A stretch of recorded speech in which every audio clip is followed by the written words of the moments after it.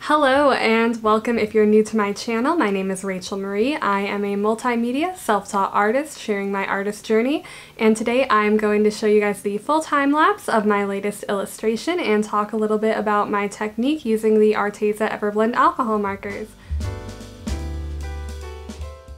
So as I mentioned for this illustration, I am using the Arteza Everblend alcohol markers. I've never really used any other alcohol markers before, so I don't have a good comparison for these, besides a few Copic markers I have to sketch with sometimes. But I received a large pack of these for Christmas as a gift from my fiance, and I've really been enjoying using them.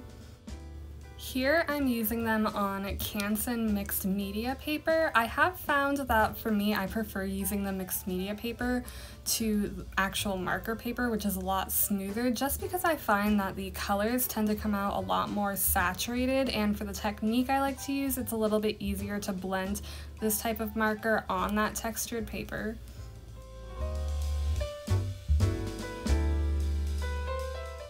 Using mixed media paper also allows me to go over the marker with other materials such as colored pencils or the white jelly rolls that I use for highlights. For this project at the end, I did end up using a little bit of the white Caran d'Ache Luminance pencil to lighten up some parts, but I would really like to start experimenting with adding more colored pencil on top of the marker.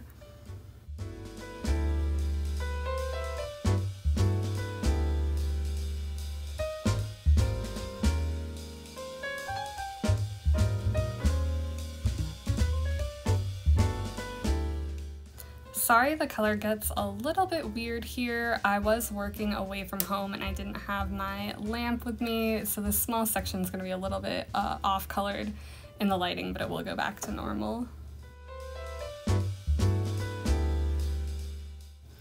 So I have found that when I'm working with these markers, and this is just how I like to do it, like I said, I've only been using these for a short while. I really only started using these markers this year, so I'm by no means an expert on the topic, but I like to lay down a color of the lightest color I'm going to use to kind of set a base, and I've also found that that kind of creates a damp surface for the next layers of markers that makes it a little bit easier to blend them out. I then will go in either with my medium color, or sometimes I will go ahead and lay over my darker color and then blend it out with the medium color.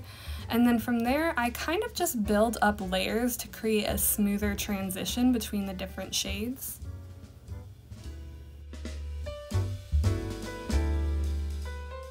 I have found for this technique that I'm using that I like to usually use 3 different colors for these smoother transitions, so I'll have a light, a medium, and a dark shade. This is a little bit different when I do like animals with fur. I might include a few more colors to mix in there, but I've found generally 3 colors is pretty good to create a transition. Also, as a personal preference as far as color goes, I like to make sure that I'm incorporating the same colors throughout the entire composition. This is more to do with the composition itself than the material, but it kind of helps unify the piece. So as you can see, I'm using the same purple in the peony flowers, that's also in the moth, and then I am using the same yellow throughout the moon, the moth, and the center of the flowers to bring it all together. I do have a short up on this channel just showing kind of how I picked those colors, but like I said, that is just a personal preference. One thing I have also learned about using these markers, especially on this textured paper, is when I'm blending them out to make sure not to lay over too many wet layers on top of each other, otherwise it will damage the paper and actually lift that color, which can be useful if you are trying to correct a mistake. So for example, if I ever go outside of the lines, I have found using the clear blender marker and kind of scrubbing over that area will help remove it, or at least lighten it enough that you can color over it.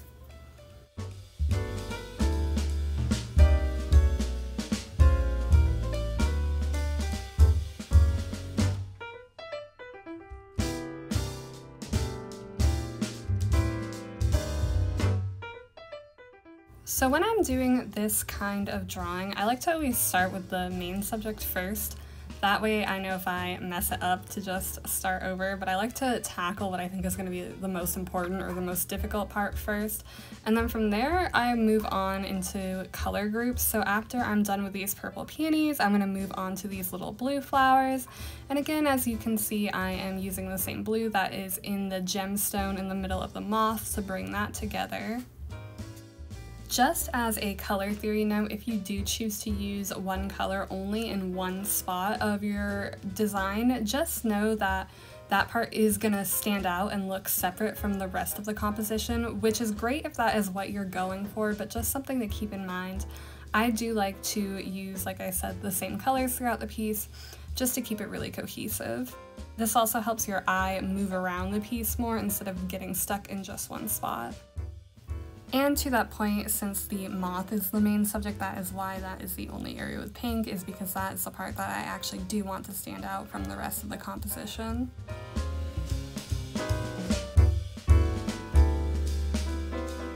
When I move on to the leaves, I'm actually only using 2 colors for each leaf, and since I have 2 different kinds of leaves, I wanted to differentiate in the color between them. So the darker shade on both of them is actually the same, but the lighter base layer for the smaller leaves is more of a cool toned green, and then for the bigger peony leaves, it's more of a warm yellow green, and you can see that it creates a different effect for both of them.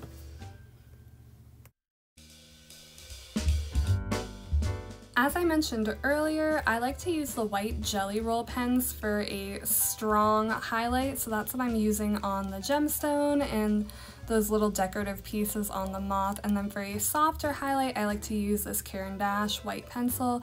So I'm going to go around and line all the flowers with that just to give it a little bit more depth and dimension. I'm also adding those soft highlights here to the wings. And that's going to be the final step for this illustration. So here is the end result, and I hope you enjoyed watching it. Thank you so much for watching. If you liked this drawing, I'll have prints of it available in my shop, hopefully by the time that this video goes live, and if not, shortly after. And don't forget to like and subscribe to see more. Thank you, see you next time.